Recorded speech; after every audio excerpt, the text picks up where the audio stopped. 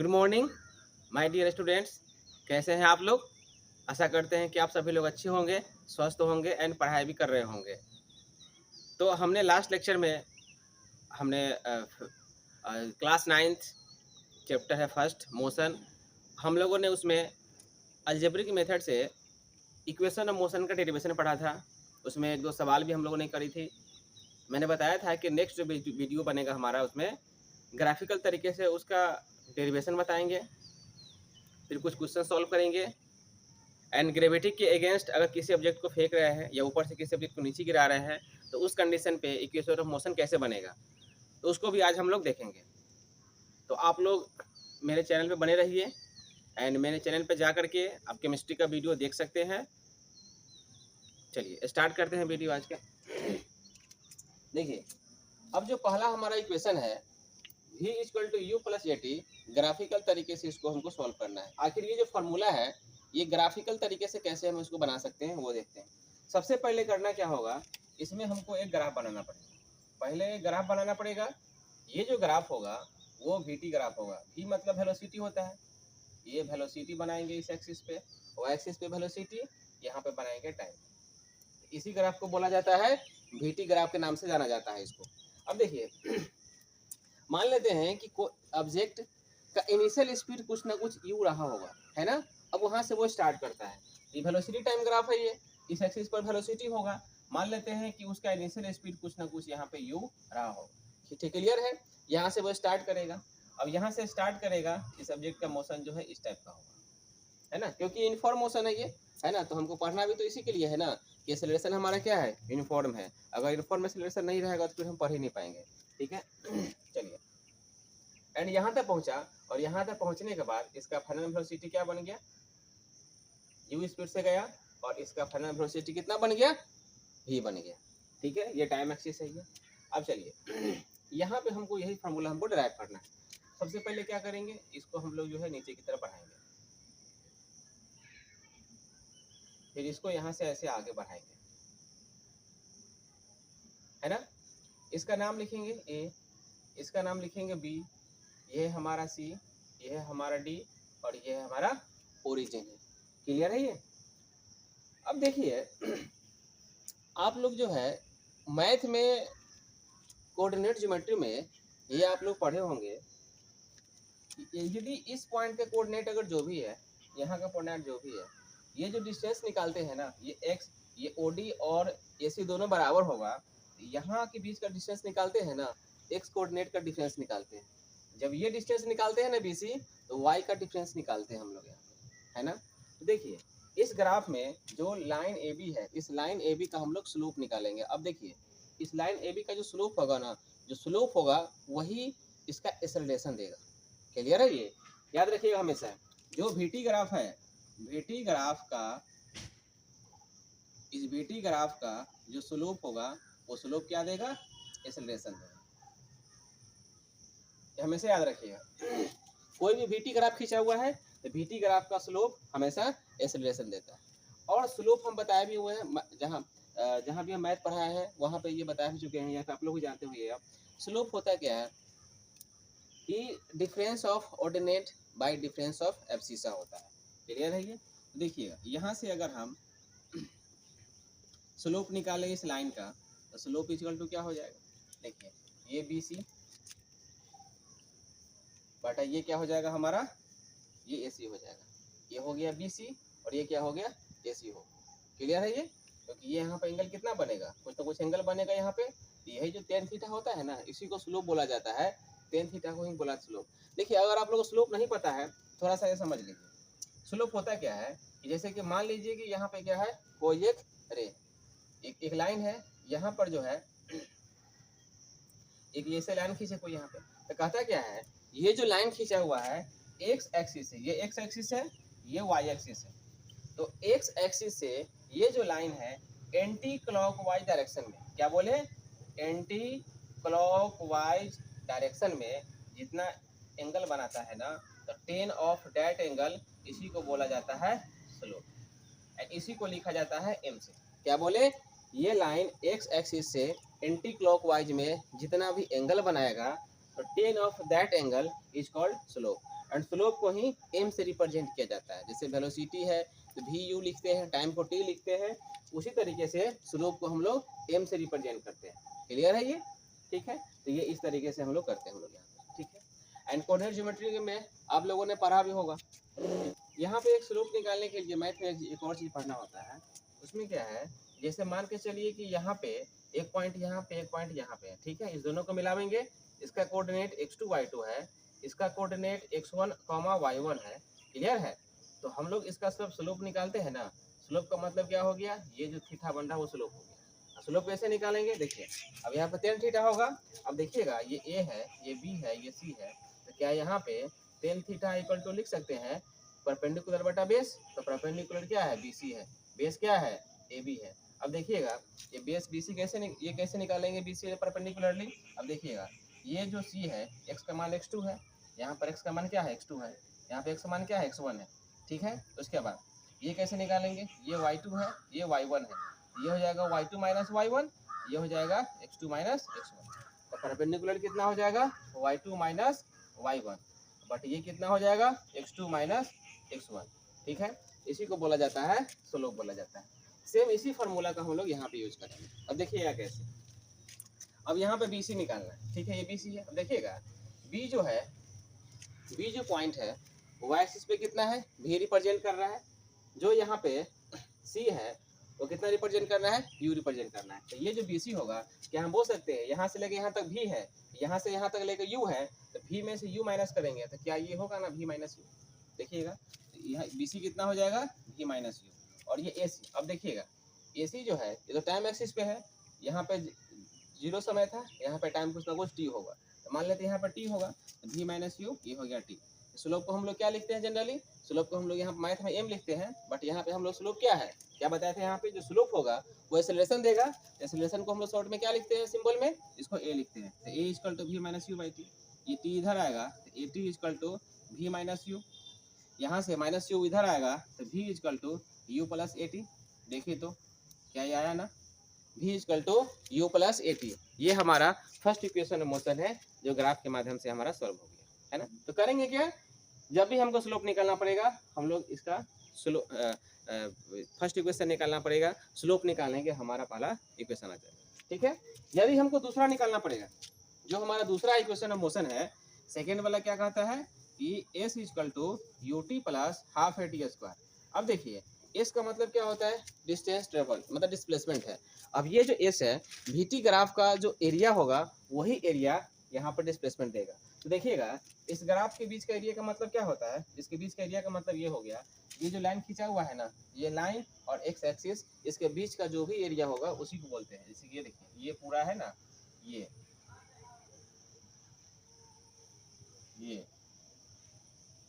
यही जो हमको एरिया दिखाई दे रहा है ना, इसी को बोलते हैं डिस्टेंस ट्रेवल, है ना। जो भी इसका वैल्यू आएगा ना वही हमारा क्या होगा, डिस्टेंस ट्रेवल होगा।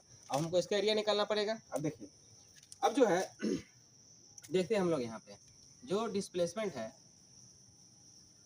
ग्राफ से, देखिएगा डिस्प्लेसमेंट इक्वल टू क्या होगा, इसका एरिया होगा।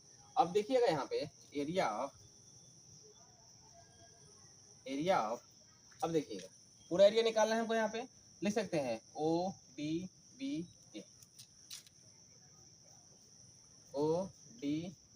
ए हमारा क्वाड्रेटर है ना, ये ओ डी बी ए, ये हमारा क्या है, क्वाड्रिलेटरल है। अब देखिएगा इसका अगर हमको एरिया निकालना है तो क्या एरिया निकालने के लिए कर सकते हैं ना, ये रेक्टेंगल है, इसका एरिया प्लस ये हमारा ट्रेंगल है, इसका एरिया, दोनों एरिया को सम करेंगे तो पूरा एरिया निकल जाएगा ना। तो क्या लिख सकते हैं, एरिया ऑफ ट्रेंगल ABC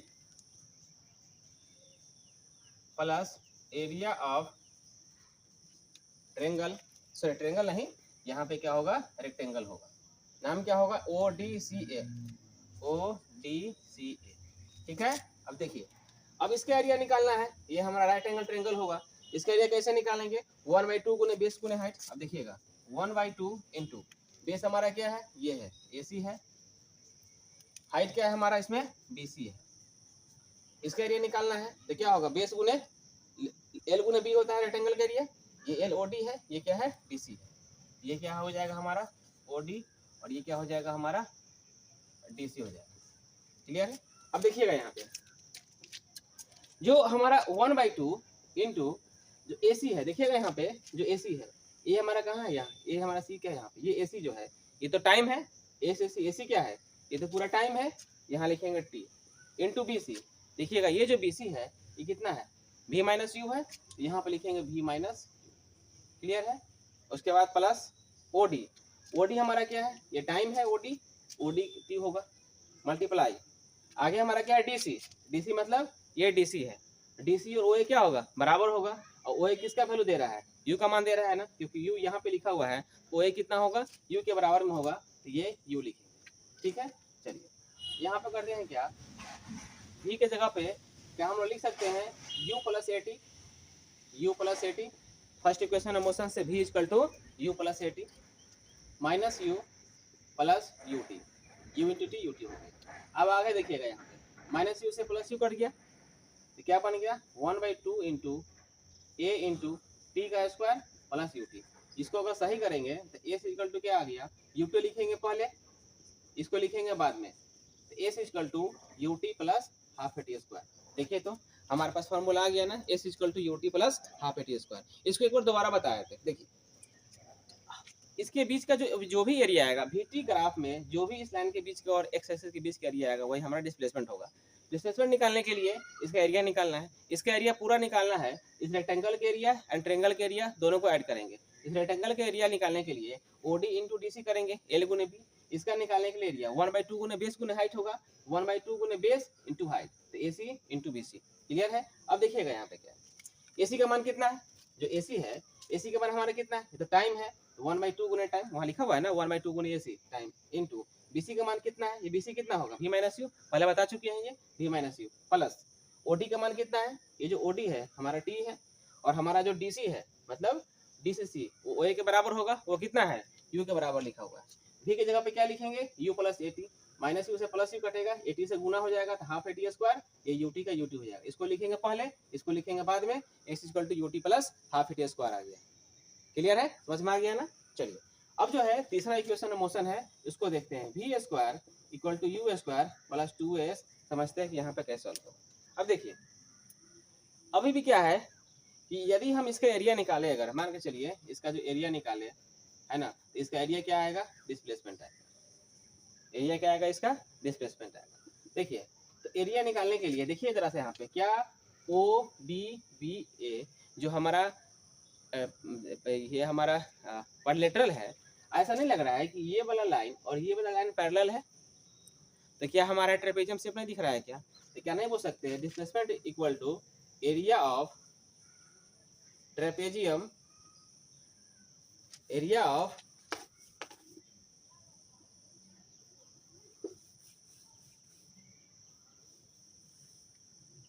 ये जो हमारा है ट्रेपेजियम बन रहा है, तो लिख सकते हैं हम लोग यहाँ पे एरिया ऑफ ट्रेपेजियम कौन सा होगा, ओ डी बी और ए। अब देखिएगा ट्रेपेजियम का एरिया निकालने का फॉर्मूला क्या होता है ना, 1/2 into sum of parallel side into height, उसके बीच का हाइट।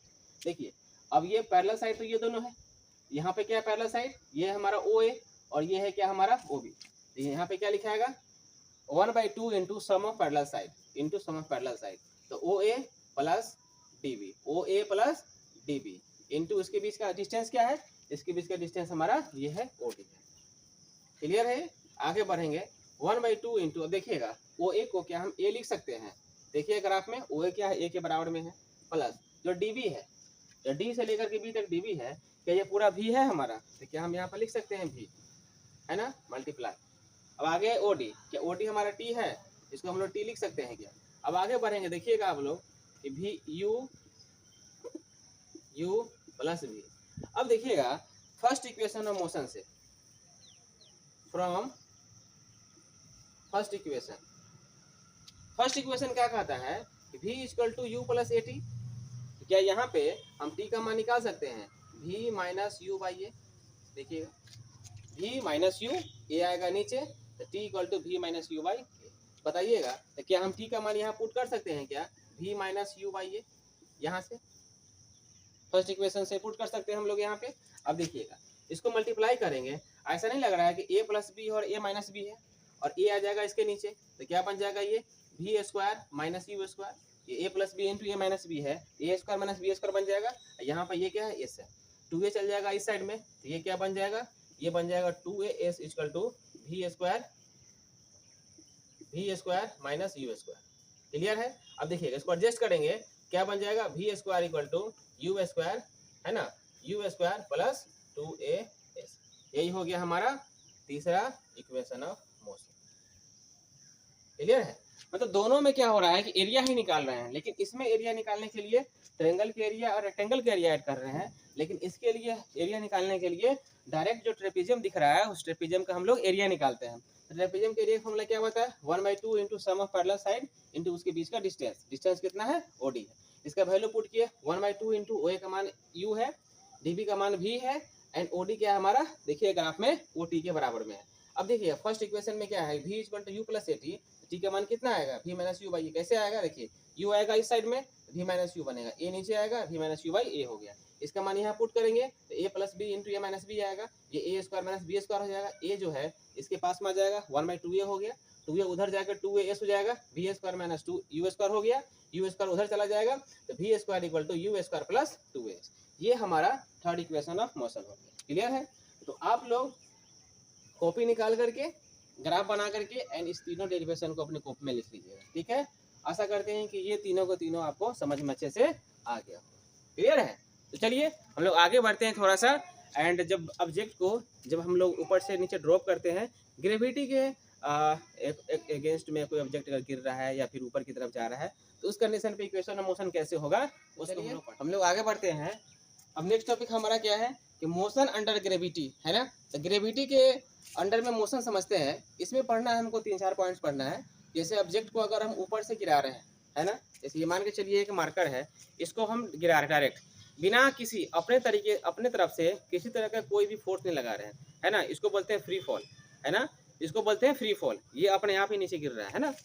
तो पहला टॉपिक हमारा क्या है, व्हेन बॉडी इज ड्रॉप्ड, जब यू का मान क्या है 0 है। इसका मतलब है कि ये हमारा एग्जाम्पल कैसा है, ये एक फ्री फॉल का एग्जाम्पल है। फ्री फॉल का मतलब ही होता है कि ये ऑब्जेक्ट को डायरेक्ट अपने आप छोड़ दे रहे हैं और अर्थ उस ऑब्जेक्ट को अपने ग्रेविटी की वजह से अपने तरफ खींचेगा, वो हम उसमें कुछ भी नहीं करेंगे, उसी को बोला जाता है फ्री फॉल बोला जाता है। तो फ्री फॉल के केस में क्या है, ऑब्जेक्ट का जो इनिशियल स्पीड होता है वो 0 हो। जैसे ऐसे मान के चलिए, जैसे यहाँ से जो है ऑब्जेक्ट को गिरा है, ये अर्थ का सरफेस है, ये यहाँ से ऑब्जेक्ट को गिरा है तो नीचे की तरफ आएगा, नीचे आकर के नीचे गिर जाएगा। क्लियर है। मान लेते हैं कि यहाँ से इसका जो हाइट था वो हाइट कितना है, वो h है। देखिए अब जो है जब हॉरिजॉन्टल मोशन होता है उस कंडीशन पे जब डिस्टेंस से डिस्प्लेसमेंट लेते हैं तो वहाँ पे उसके लिए सिंबल हम लोग s यूज करते हैं। लेकिन यहाँ पे क्या है, हॉरिजॉन्टल मोशन तो हो नहीं रहा है, वर्टिकल मोशन हो रहा है। तो वर्टिकल मोशन के लिए हमेशा हम लोग h का यूज करेंगे डिस्टेंस के लिए। क्लियर है। यहाँ पर हम लोग हमेशा h का यूज करेंगे। पहली बात तो ये हो गया। दूसरी बात क्या हो गया कि यहाँ पे एक्सेलरेशन के लिए a यूज नहीं करेंगे, बल्कि यहाँ पे g का मान यूज करेंगे, क्योंकि अर्थ इसको जिस एक्सेलरेशन से खींचता है उसको g से रिप्रेजेंट किया जाता है। और g का मान आपको पता है, g का मान कितना होता है 9.8 मीटर पर सेकेंड स्क्वायर। g का मान कितना होता है 9.8 मीटर पर सेकेंड स्क्वायर। इसको हम जो ग्रेविटेशन वाला चैप्टर है वहाँ पे हम g का मान इतना कैसे आता है वो निकालना हम वहाँ पे सिखाएंगे। फिलहाल समझिए कि यहाँ पे एक्सेलरेशन के जगह पे क्या यूज करेंगे, हम लोग g यूज करेंगे। क्लियर है। एंड s के जगह पे क्या यूज करेंगे, h यूज करेंगे। क्लियर है ये। अब देखिए जब ऑब्जेक्ट को ऊपर से नीचे की तरफ हम लोग ड्रॉप कर रहे हैं, फ्री फॉल हो रहा है, इस कंडीशन पे याद रखिएगा हमेशा u का मान हमेशा 0 होगा। ठीक है। जब ऑब्जेक्ट को ऊपर से छोड़ रहे हैं तो, लेकिन जब अर्थ के समय जब टकरा रहा होगा उस समय उसका जो फाइनल वेलोसिटी होगा वो कुछ ना कुछ होगा जो v का मान बराबर में होगा और वो मैक्सिमम स्पीड होगा ये। ठीक है।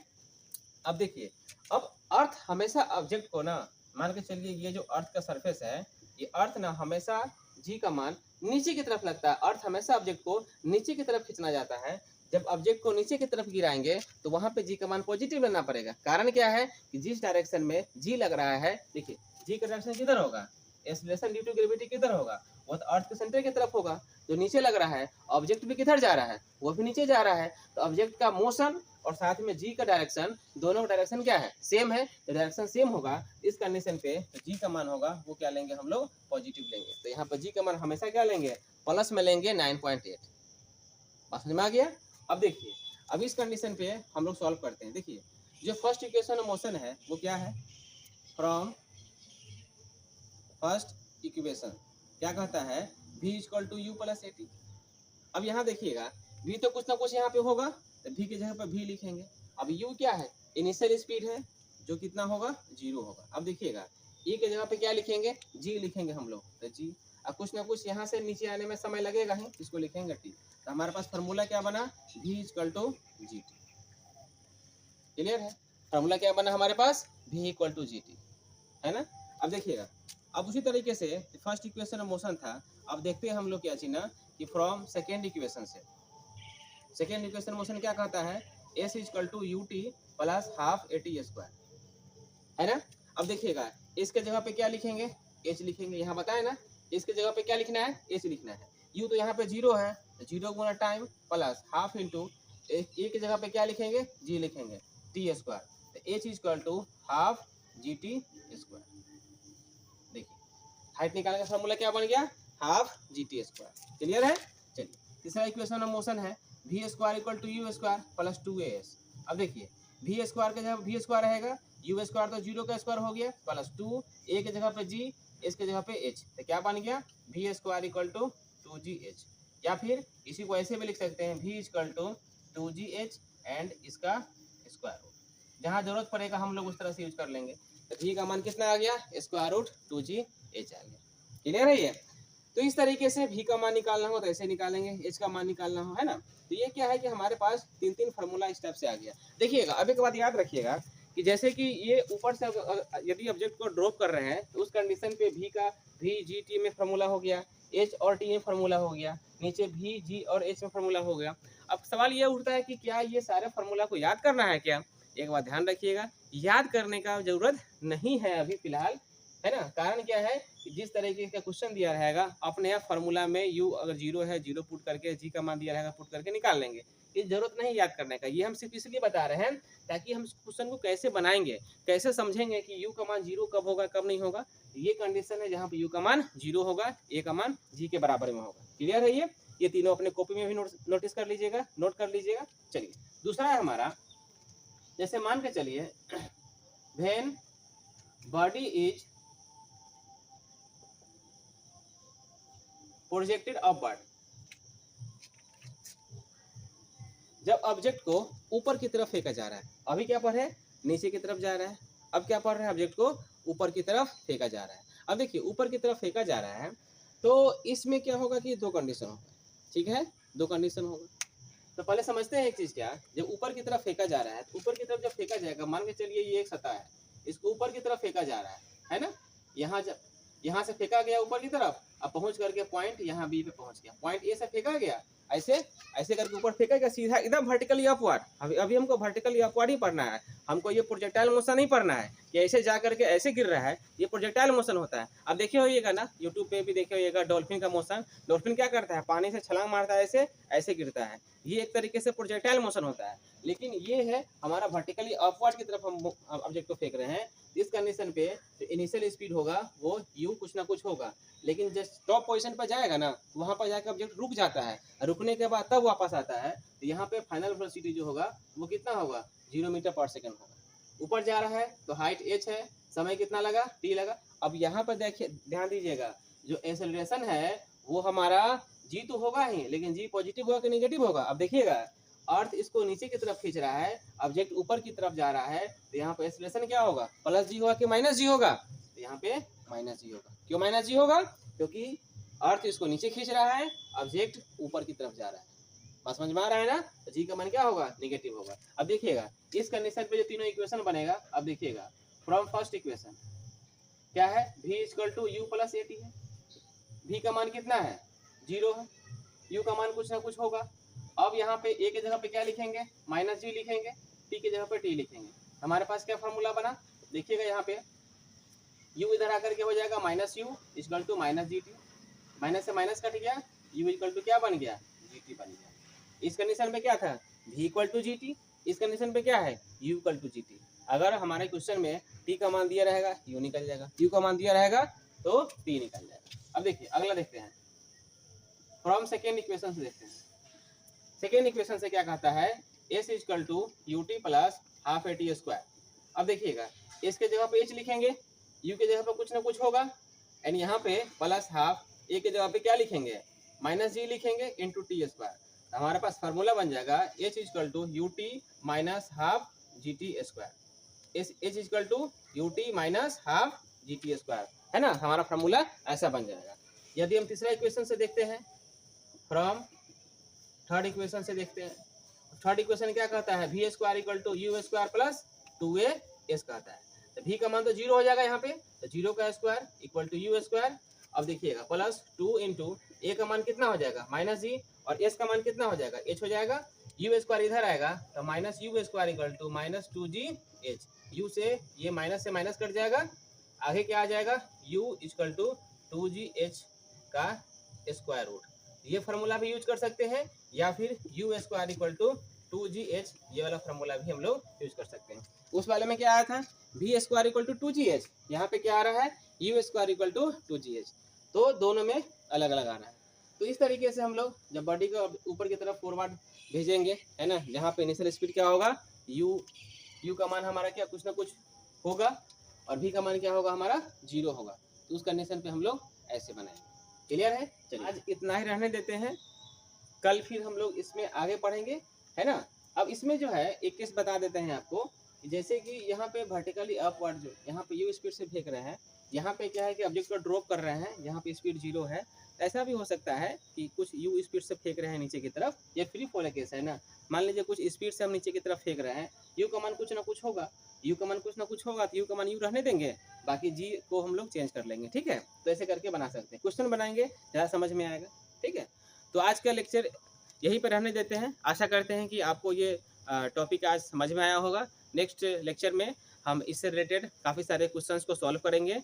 तो जितने भी वीडियो हमारा अपलोड हो चुका है फिजिक्स का, आप सारे वीडियो को जा करके देख लीजिए, समझिए, फिर कल का वीडियो आप बिल्कुल भी नहीं छोड़िएगा, क्योंकि इससे रिलेटेड काफ़ी सारे क्वेश्चंस हम करने वाले हैं, है ना। तो आप मेरे चैनल को सब्सक्राइब भी कर दीजिएगा, लाइक कर दीजिएगा, एंड बच्चों को अपने दोस्तों को शेयर भी कर दीजिएगा। आपका शेयर, आपका सब्सक्रिप्शन एंड आपका लाइक ही हमारे लिए मोटिवेशन का काम करता है। तो चलिए मिलते हैं कल के वीडियो में, आज के लिए तब तक धन्यवाद, कल मिलेंगे नए एनर्जी के साथ, तब तक के लिए बाय बाय, धन्यवाद एंड थैंक यू।